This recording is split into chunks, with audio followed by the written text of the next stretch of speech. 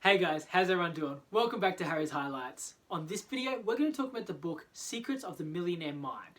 Now this is all about having a millionaire mindset, about how to think and eventually become a millionaire.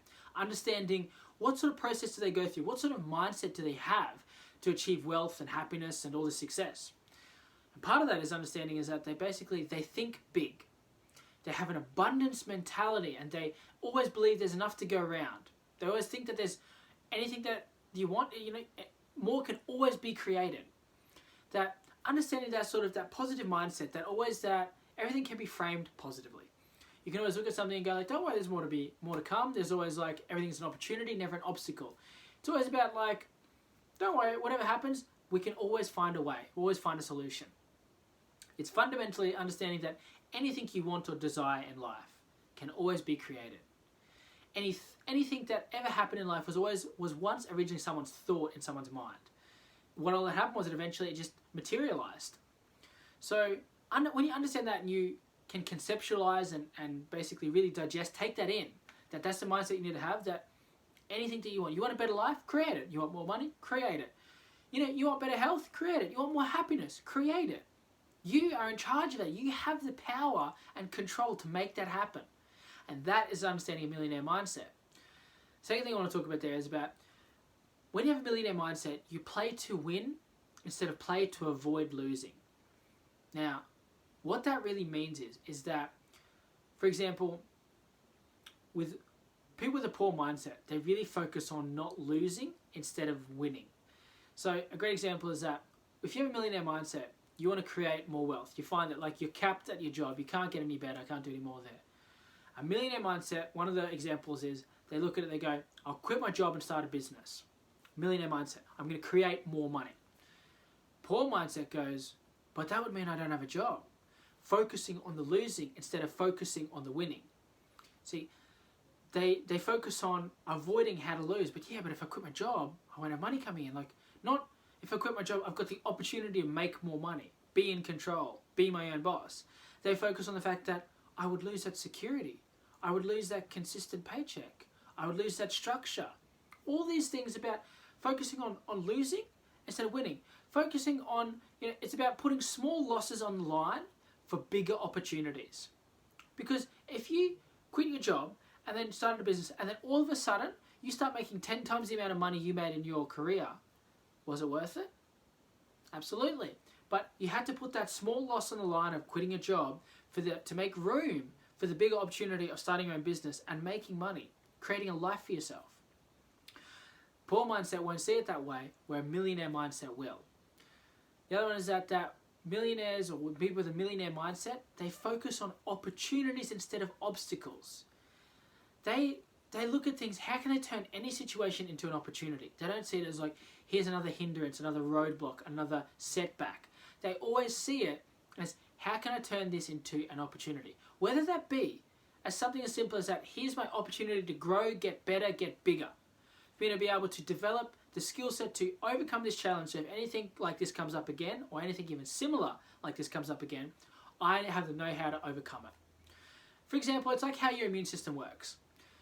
We introduce a foreign virus, bacteria, something into the body. The body then sees that, okay, here's an opportunity for me to create antibodies to then combat this virus or bacteria or invader. And then I have that antibodies there available if anything similar comes along or if the same thing comes along as well. It doesn't just all of a sudden stop and go, sorry guys, we've got bacteria infection, we've got a viral infection, it's all over, red rover. No. It's the same thing with mindset. You've got to think in the same way. When something happens, here's your opportunity to understand it, grow, get better, overcome it, and then if anything similar comes up, you can reference it. Goes, when something similar like this happened before, this is how I handle it. How can I apply that same situation here? Where poor people look at it and go like, oh no, another roadblock, another setback, why do I keep trying?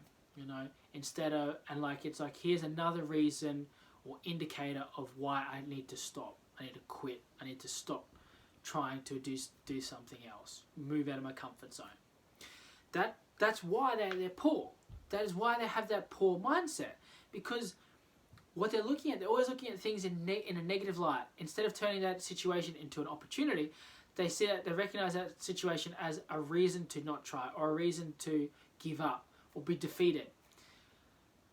Then if you can basically turn situations into opportunities, you'll quickly become a millionaire, because you'll constantly see everything as another opportunity to develop a strength, to maximize a strength, or to develop a weakness. And when you look at it that way, you're constantly never failing, only learning. See, a great example of, like, I'll use a sports example here, was Michael Jordan once said that he never lost a game, he just ran out of time. He always had the mindset, that the abundance mindset, the mindset that you can create anything, that if he had more time, he would have won that game. Because he would have adapted, he would have grown, he would have maximized his strengths, he would have minimized his weaknesses. Always had the belief, opportunity, positivity. And he was one of the greatest basketballers of all time. So understand that, and the same thing when an obstacle or a hindrance or a setback comes up, is it a setback or is it a set up? Is it setting you up for success, for a comeback, for an opportunity to do more? Or is it a setback? Is it something that's a hindrance, a blockage, a roadblock for you? You have to look at that one and see, are you looking at it with a poor mindset or a millionaire mindset?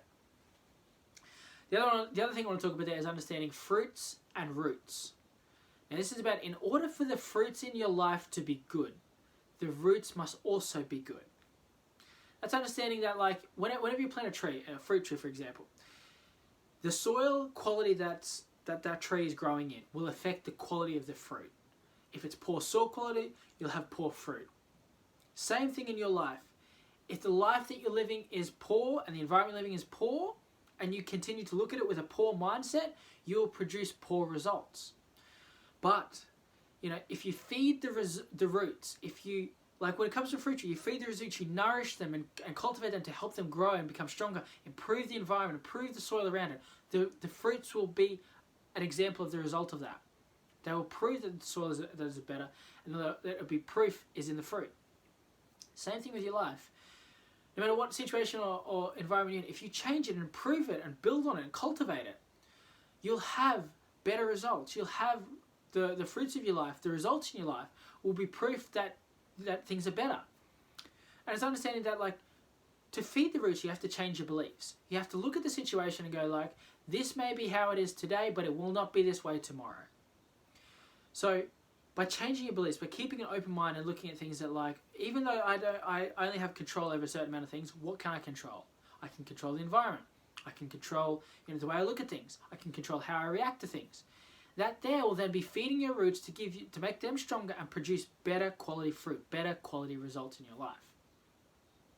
See, it's a great example of this one is that why lottery winners statistically lose their winnings within 3 years is because they didn't feed their roots. They subscribe or buy into a belief that says that if I do minimal work, I buy a lottery ticket. I put that lottery ticket in because you've got to be in it to win it. I will then receive an abundance of money. I will receive the solutions to all my problems, which is absolutely not true. Statistically proven, within 3 years they lose all their winnings, if not more. So sometimes they are in an even worse position than before they received that money. Because their belief system is that it's a flawed belief system. It's that an entitled belief system.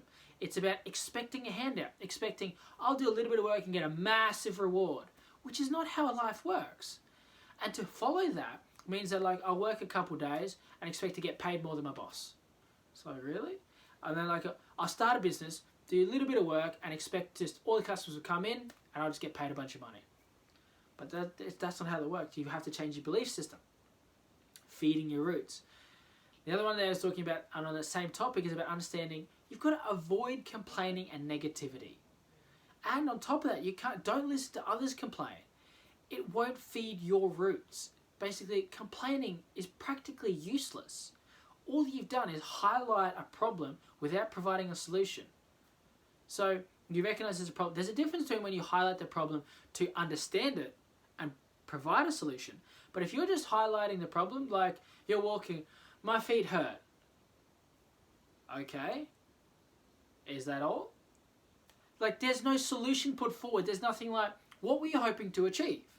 A lot of the time, people are trying to achieve sympathy or something like that. But you understand, with a millionaire mindset, they don't look at every negative thing, complain about it, and then stop. Or just complain about it and that's it. That's practically useless. That's not going to feed your roots. That's going to feed the negativity. That's going to poison your roots almost. You're just, by listening to others complain and spread that negativity, you're taking that on and you're enabling them to have that same mentality of complain and negativity, and that's acceptable and normal. So understand that like that, the importance of avoiding complaining and negativity.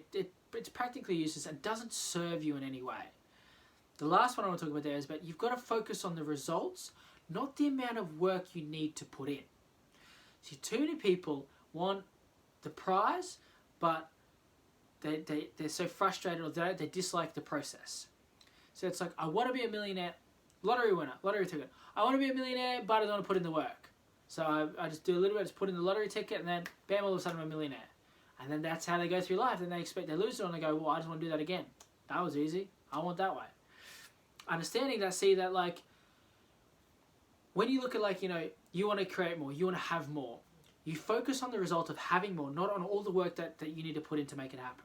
Because if you keep focusing on the work that you need to put in to make it happen, it'll seem like, you know, the mountain is enormous. But if you're focusing on, I just need to get to the top of the mountain, just need to get to the top of the mountain and focus on that happening, you don't get distracted by looking at the sheer size of what you're trying to accomplish.